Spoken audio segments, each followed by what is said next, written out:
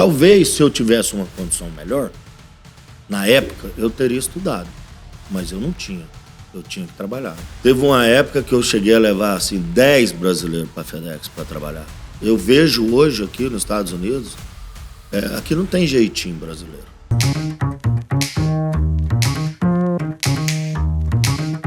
Bom, hoje começa mais um episódio do nosso podcast Is We, é nóis. Hoje eu tenho um convidado amigo especial, amigo do peito, que eu conheci aqui nos Estados Unidos. Mas antes de tudo, eu queria agradecer de novo a Letícia e o Heitor, Pod Media Lab, para proporcionando essa gravação aqui, o cenário todo, né? Hoje, inclusive, o Pod Media Lab veio na casa do nosso convidado, na casa do Alex, para fazer toda a filmagem, Alex. Eu tô nervoso. Você tá nervoso? Tô. E hoje o episódio tá... Não é que tá especial, tá muito especial, porque hoje tem resenha de futebol, porque o Alex vai contar um pouco da história dele. O Alex foi profissional de futebol, jogou com o Túlio Maravilha. Grande Túlio. Grande Túlio Maravilha. Treinava muito Túlio, né? Treinava. Fazia gol. Fazia gol, entendi. Fazia gol. O Alex vai trazer pra gente também aqui um monte de história. Faz gol, né? Faz gol até hoje. Faz gol até hoje. Ele tem acho que 1000 e poucos, né? Ele perdeu as contas já. No caderninho dele ele já bateu mais do que o... Eu acho que ninguém fez gol igual o Túlio, não. Mas, enfim, hoje o episódio tá especial por todas essas circunstâncias. A minha gratidão pelo Pod Media Lab, minha gratidão pelo Alex, por receber aqui na casa dele. É um grande amigo. Então, hoje nós vamos começar aqui contando um pouco... O Alex vai contar pra gente. Primeiro de tudo, obrigado, Alex, por receber. Alex Ferreira, o profissional de futebol que deixou Goiás, muita saudade em Goiás. Muita saudade. E agora veio construir uma história maravilhosa aqui nos Estados Unidos, que é importante depois vocês prestarem muita atenção nos detalhes. Bora lá, Alex. O que você conta pra gente aí de pronto? Primeiramente, agradecer a todos aqui, né? E o prazer de ter te conhecido também aqui, né? Que é uma amizade nova que a gente criou um laço juntos. Sobre o futebol, se esse podcast chegar no ouvido do Túlio, um abraço. Do Bezerrão, lembra do Bezerrão? Aí, ó, Bezerrão. Bezerrão, aquele que te ouviu muito nos treinamentos, meu amigo. Isso aí. O futebol ficou para trás, né? Só lembranças. Hoje estou aqui já há 26 anos e trabalho com futebol também, mas como treinador. Né? Hoje o Alex é coach aqui, olha só. Hoje ele é treinador, coach do time aqui em Orlando, do Rush. Não foi nada fácil chegar até aqui, né? Não, foi difícil. Então, Alex, vai me contando aí. Quando eu cheguei nos Estados Unidos, eu tinha 22 para 23 anos.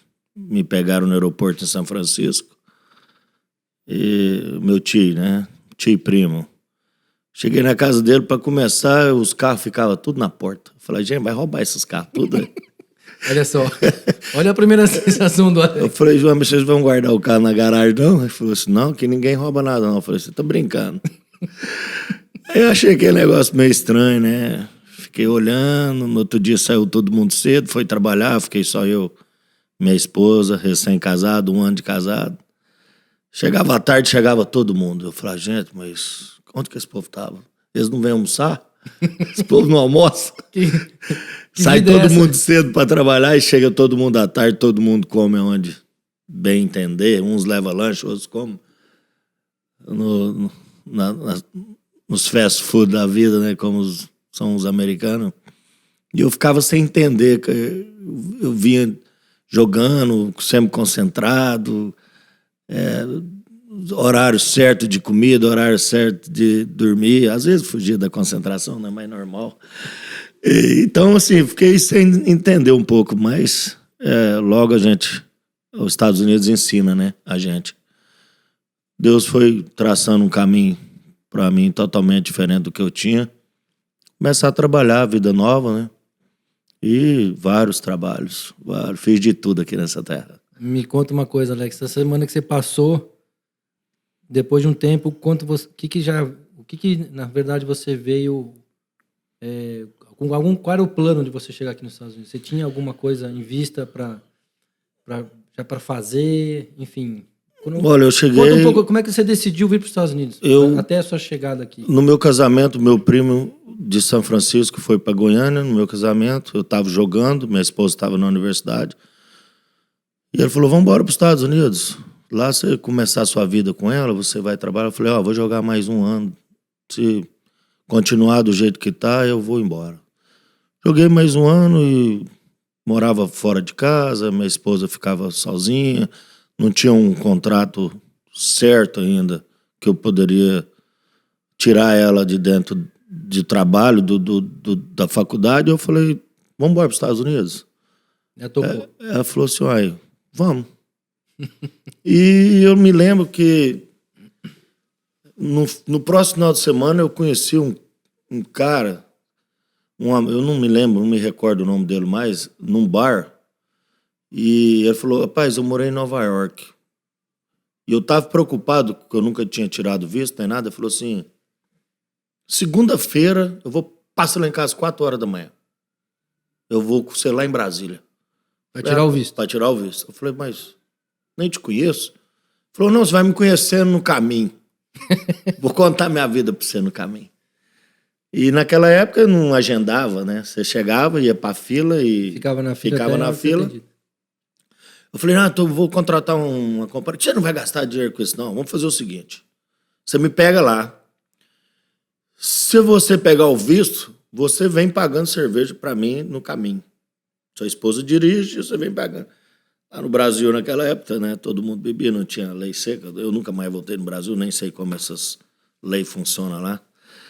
E aí cheguei na fila lá e falou, você vai bem bonito, com paletó, sua mulher faz o cabelo, fica bem bonito. Não precisa ser bonito, naquela época eu tinha cabelo ainda, né? Eu tava bonito, né? Novo, magrinho, todo... Atleta, né?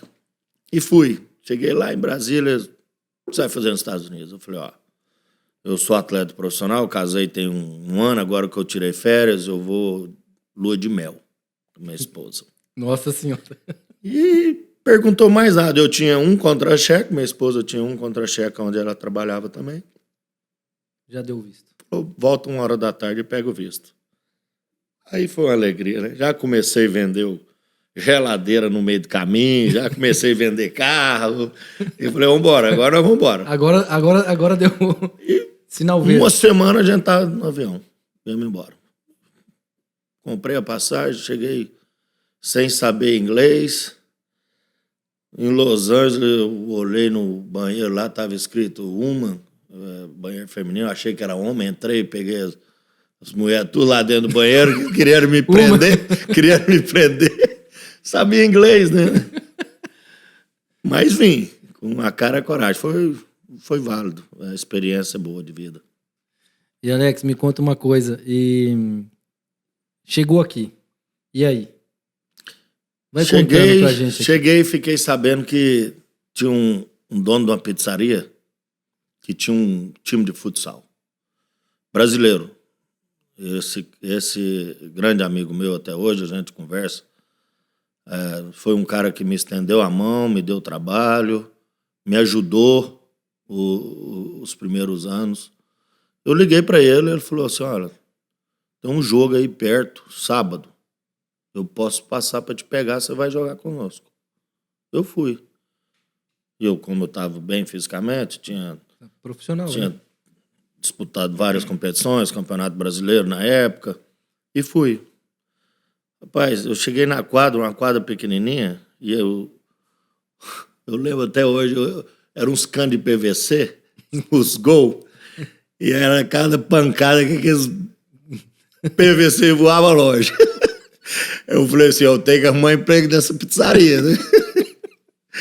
Acabou o jogo lá, ele falou assim, como é que tá aí? Eu falei, tô precisando trabalhar. Eu tô precisando trabalhar e eu tô fazendo qualquer coisa. Precisar lavar prato na pizzaria, eu lavo. Se precisar de entregar pizza, eu entrego. Ele falou assim, vai pra lá que eu vou pôr você pra treinar com um dos drive nossos e vou te dar 2 dias na pizzaria pra você entregar pizza. Eu falei, então, tô lá. Olha que interessante, né, Alex? Você tá falando uma coisa que Eu, quando cheguei aqui nos Estados Unidos e você tá falando, me veio agora na cabeça uma coisa interessante.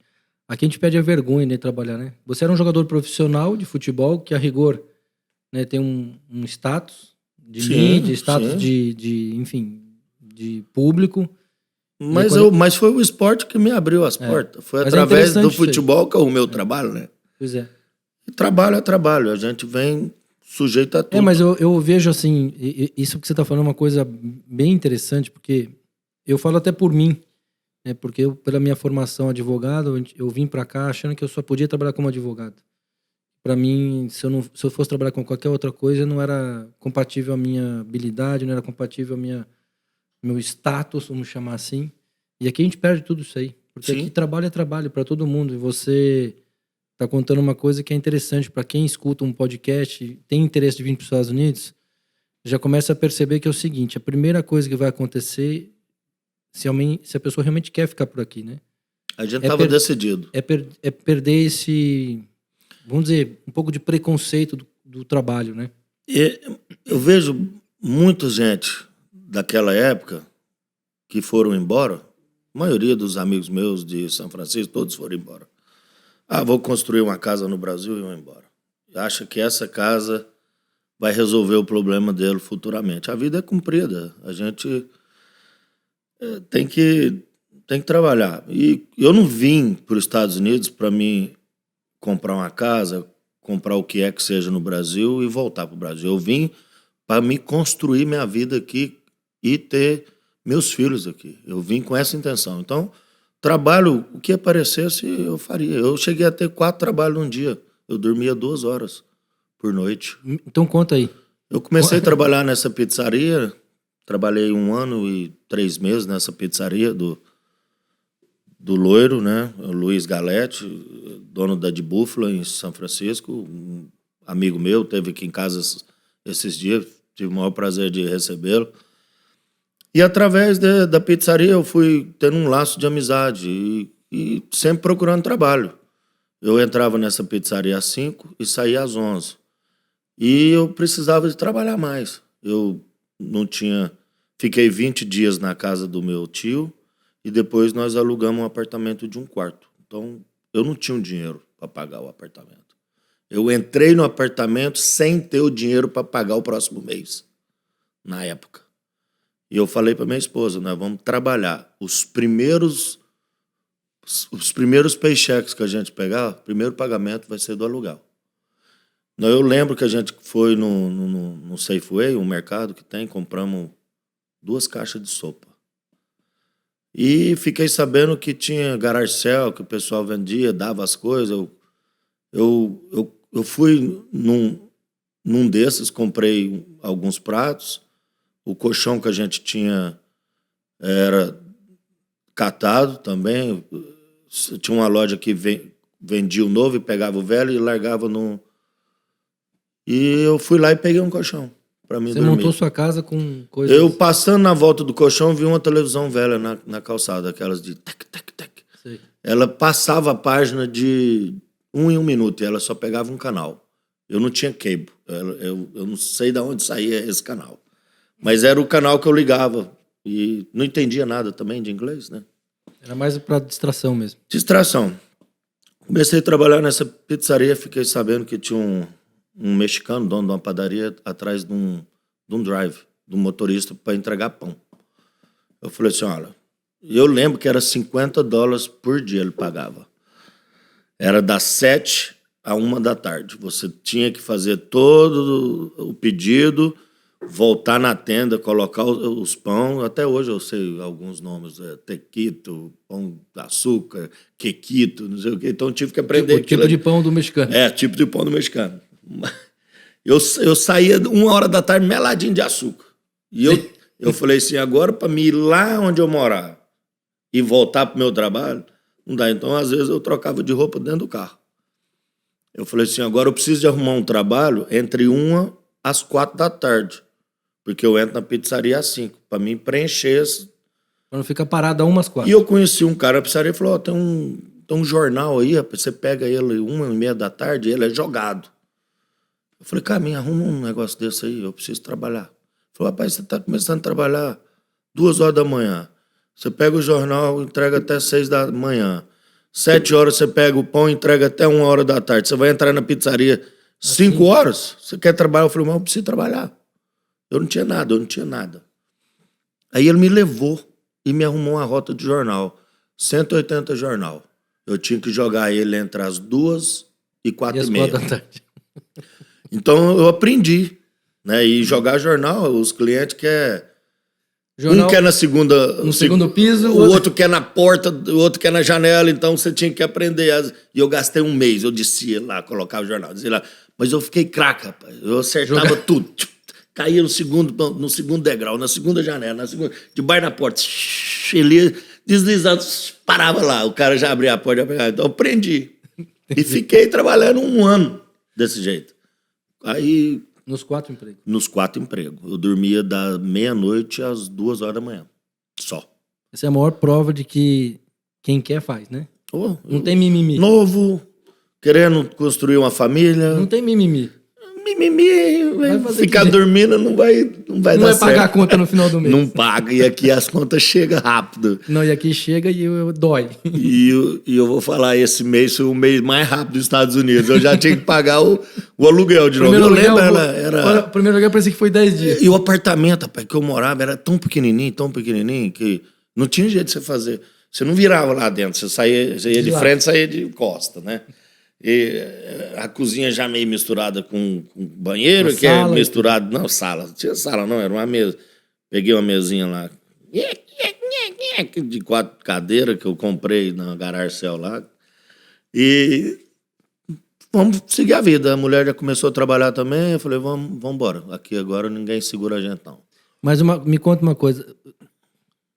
Independentemente de todo esse empenho que você teve, você começava... O trabalho gera resultado, né? Você... Apesar de, assim, você falou, tinha 4 empregos, né? Mas, de uma certa maneira, a sua dedicação, seu esforço, no final das contas, aqui nos Estados Unidos, é uma das coisas que é interessante, que você consegue começar a, pelo menos, cumprir com seus compromissos, né? Eu trabalhei assim quase 1 ano e meio, e eu comecei a frequentar a igreja em São Francisco. Entendi. Nessa igreja, eu larguei 3 trabalhos. Eu me envolvi bastante na igreja com minha esposa. Eu falei assim, olha, Deus vai abrir outras portas. Eu não aguento trabalhar desse jeito. Por mais novo que eu seja, eu durmo pouco. Eu já estava olhando no retrovisor, o poste, já achando que era a polícia. Reflexo. Não dormia, né? Eu conheci bastante uma igreja brasileira, né? E através dessa igreja eu conheci um rapaz que trabalhava na FedEx, e fiquei amigo dele, e ele falou assim, Alex, tem um contrato na FedEx querendo transferir de terminal, e ele quer passar a rota dele para frente. Eu falei assim, olha, eu não falo inglês. Ele falou assim, você vai aprender. Você tem que sair da pizzaria de brasileiro, porque lá você não vai aprender inglês. Isso é uma coisa importante, né? Tem que ouvir, tem que falar. E eu falava tudo errado. Eu ficava assim, será que esse cara me entendeu? Mas no final das contas eu me comunicava. Certo ou errado, eu entendia mais do que eu falava. Isso é o importante, né? Que você... Eu não tive tempo para estudar. E você estava dedicada... Primeiro, a prioridade era o trabalho, né? Antes de eu começar esses 4 trabalhos, eu conheci um treinador do college. Esse cara me deu tudo. Ele me deu full ride. Ele me deu uma bolsa integral no college. Porque eu fiz 3 jogos para esse college. E eu fiz, acho que uns 5 ou 6 gols. E esse cara ficou doido comigo. E ele me arrumou as matérias, me arrumou as coisas. Eu cheguei aí na escola, no college.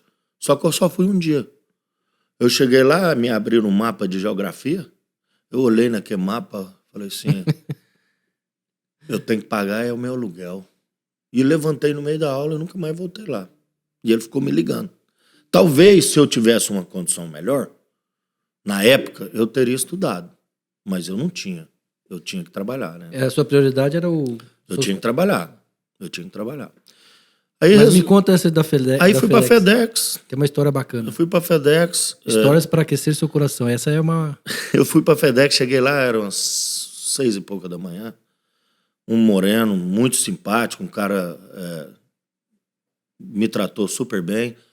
E ele me pediu uma mão. Ele falou, olha, eu vendo por tanto. Eu falei, rapaz, vamos fazer o seguinte. Ele vende a rota, é isso? Ele ia vender a rota com o caminhão dele. Ele falou assim, ó. Eu falei, ó, não tem dinheiro, o que você faz pra mim? Ele falou, como é que você pode pagar? Eu falei assim, ó, vou começar a trabalhar, eu fico com o primeiro cheque da semana, você fica com o segundo. Eu fico com o terceiro, você fica com o quarto. O dia que eu terminar de pagar, você me transfere o caminhão, se você tiver medo. É justo. Aí ele falou assim, então tá feito. Amanhã você vem. E fiz as aplicações que tinha que fazer de trabalho, fiz os exames, eles fazem exame de droga para entrar na companhia, né? Por conta, porque você ia dirigir, trabalhar... dirigir, trabalhar. Por conta do contrato também, né? Contrato. Eles sempre fazem. Às vezes você chega lá cedo, fulano, tem 2 horas para fazer o exame de droga. Aí treinei 3 semanas com esse cara, sem falar nada de inglês. Tudo que ele falava para mim, eu falava yes. Yes. Yes. Boa, Alex. Yes. Eu sabia que a primeira parada dele era no cemitério e a última era na escola. Mais nada. Você sabia onde começar? Ele não anotava nada. E terminava numa escola. E era grande. A FedEx estava crescendo na época e a rota dele era grande. E ele não anotava nada. Que cidade era isso aí? São Francisco? Campbell. Perto de uma cidade perto de Los Gatos, onde a seleção brasileira ficou na Copa. Certo. Aí eu falei, gente, como é que eu vou aprender? Esse cara não anota uma parada, esse cara conhece as caixas na partilheira. Aí eu pensei comigo, eu preciso de aprender, eu não tenho outra escolha. Eu mandei ele marcar a área dele e fui e amplifiquei a área e plastifiquei. Você montou seu mapa? Eu montei um mapa da rota dele. Então, toda parada que ele fazia, eu punha um pingo de canetinha. Eu pingava. E à noite eu estudava. Ele começou, ele pegou aqui, ele foi aqui, e fui entendendo. Como é que ele conduzia a rota dele? Ele pegava a residência, voltava para os business. Ele ia na residência, voltava para os business. Então ele ia levando a rota até no final. Aí eu fui começando a entender. Tinha uma lógica o que ele fazia. Ele acabava a rota dele 3h30 da tarde. O primeiro dia que eu peguei sozinho, eu acabei 9 horas da noite. Mas fiz. Mas fez, Alex. Eu acho que eu fui o último a chegar no terminal. Aprendi a rota e ganhei da FedEx um quadro na época, que foi o primeiro contratista a fazer, na época, 100 paradas. Nunca ninguém tinha feito. 100 paradas num dia? Num dia. Hoje você faz 220 paradas 200 paradas num dia só? Dia. De entrega? De entrega. Na época, hoje as rotas são menores, com mais volume. Então, você anda menos para você entregar. Antes, quando começaram, você andava muito. Era maiores a rota. Aí comecei trabalhando na FedEx. Ajudei muita gente na FedEx também. Muito brasileiro que chegava. Eu levei, assim... Teve uma época que eu cheguei a levar, assim, 10 brasileiros para a FedEx para trabalhar. 10 ou mais. Montou o gueto lá dentro da FedEx. Não, porque eu ganhava na FedEx mais do que os 4 empregos meus. Foi ali que mudou minha vida. E eu fui tendo visão, né? Crescer. Você foi crescendo dentro da FedEx. Eu aprendi, aí fui entender que eu poderia, com o meu trabalho, eu poderia crescer, ter multiples routes, né, na época. Eu cheguei até 25 caminhão no final. Fiquei 14 anos lá dentro. Eu aprendi a rota, colocava um drive, ficava stand-by. Aparecia um negocinho, eu ia e fazia. E fui crescendo.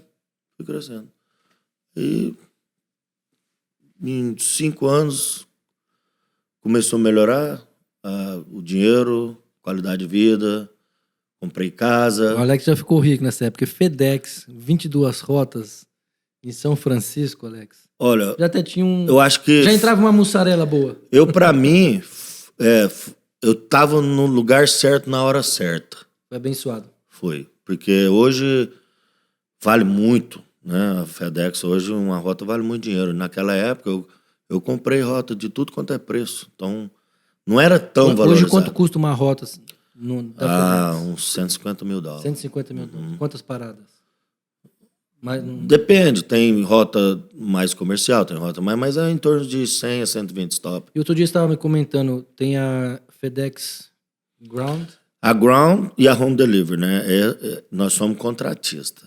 Né? Você assina um contrato com a FedEx e presta serviço para ela. A Express, que é a Air, essa você é employee, você é empregado da companhia. Eles te dão um caminhão, eles te dão um trabalho, eles te pagam por hora. Você trabalha para a FedEx. Você trabalha para eles, você é empregado deles. Empregado do FedEx. A Home Delivery e a Ground, você é um contrato. E um contrato que tem que ser bem feito. É rigoroso. É muito rigoroso. Tem 20 adendos dentro do contrato. Se você não fizer o trabalho mínimo 99%, você pode perder tudo. 99 de serviço. Do compromisso do dia. Do dia. Eu vi vários contratos perder rotas na FedEx. Muito dinheiro. E perde muito dinheiro. Muito. Já vi gente perder $2 milhões. Tudo isso? Porque não deu conta do business. É um trabalho que requer organização, você tem que ter um planejamento bom, você tem que ter managers, se você tiver muitas rotas, você tem que ter caminhão disponível para qualquer coisa que acontecer, você está pronto. Então é uma coisa que desgasta, mas é bom. E me conta uma coisa, Alex, o que você hoje... O que hoje tem de experiência, que você adquiriu de experiência, que você hoje pode compartilhar nessa fase de trabalho que você desenvolveu todinho dentro da FedEx? O que você mais aprendeu? Para mim, é a disciplina. A disciplina que esse país aqui te ensina, ela tem muito valor. Aqui, se você faz errado, você paga. Então, se você escolhe andar nos caminhos certos, se você escolhe fazer a coisa certa, você tem sucesso se você é um cara honesto, se você não é desonesto, você precisa do seu crédito, tudo gira em torno do seu crédito. Qualquer coisa errada que você fizer, se você não paga um carro, se você não paga... Então, você tem que ter disciplina. Você não pode... Comprar é fácil. Comprar é fácil mesmo. Pagar é o difícil. A construção do crédito ela é diferente aqui, né? Ela é diferente. Não é você ter dinheiro, na verdade é você ter um histórico de compromissos que você foi honrando. Eu acho que a disciplina do americano me ensinou muito. Eu não tinha essa disciplina no Brasil. Eu vim muito novo, né? Eu vivia outra vida. Mas eu vejo hoje aqui nos Estados Unidos, aqui não tem jeitinho brasileiro. Eu também compartilho da mesma experiência. Eu, quando cheguei aqui, aliás, todas as vezes que eu vim para os Estados Unidos, eu sempre observava essa forma, né, de como as coisas são conduzidas aqui. Regra é regra, não tem jeitinho. O policial te parou, não adianta ele... Veja bem, eu estava distraído. Perfeitamente, você está aqui, seu ticket, você está multado, da próxima vez você não fica distraído para não tomar multa. Então, assim, agora, isso é uma coisa que a gente acaba, de alguma maneira, achando ruim, entre aspas, mas é muito bom pra gente, né? Porque é um educador, é uma forma de você se educar. E quando a regra é muito clara, não é muito clara, quando a regra é bem clara, a gente se sente seguro, se sente tranquilo, porque sabe que se ultrapassou, tem consequências. Se andou no caminho, você constrói um sucesso. Alex, me conta uma coisa, tem uma outra... Saindo um pouco da FedEx, vou entregar em outro lugar agora. Me conta... Esse aí não foi combinado, não. Não foi combinado mesmo. Mas me conta assim, eu queria que você contasse um pouco pra gente como é que foi a sua regularização aqui. Você uma vez comentou comigo de todo o seu processo imigratório. Acho que é uma coisa muito interessante compartilhar, porque tudo que você está trazendo pra gente é uma realidade aqui dos Estados Unidos. A pessoa vem, sempre tem um sonho por trás, exige das pessoas o planejamento, isso é fundamental. Eu te conheci, eu sei que você tem uma esposa maravilhosa, super parceira, é o que eu também hoje vejo isso fundamental para qualquer pessoa que queira ter sucesso aqui nos Estados Unidos. A gente precisa ter uma boa parceira, esposa, que tem a mesma visão, que tem o mesmo alinhamento. Mas eu queria que você contasse um pouco pra gente tudo que você passou em relação ao processo imigratório, que eu sei que também tem uma história interessante aí. Na época, eu não era o mais importante para mim. Eu não imaginava que eu iria ter que passar por isso. O drive foi pego na porta do terminal Da FedEx. pela Homeland Security, pela imigração. Eu, com dinheiro no banco, fui trabalhar de house cleaner, limpar vaso. Mas a minha família, eu acho que vale qualquer quantia que eu tivesse ganhado no futebol.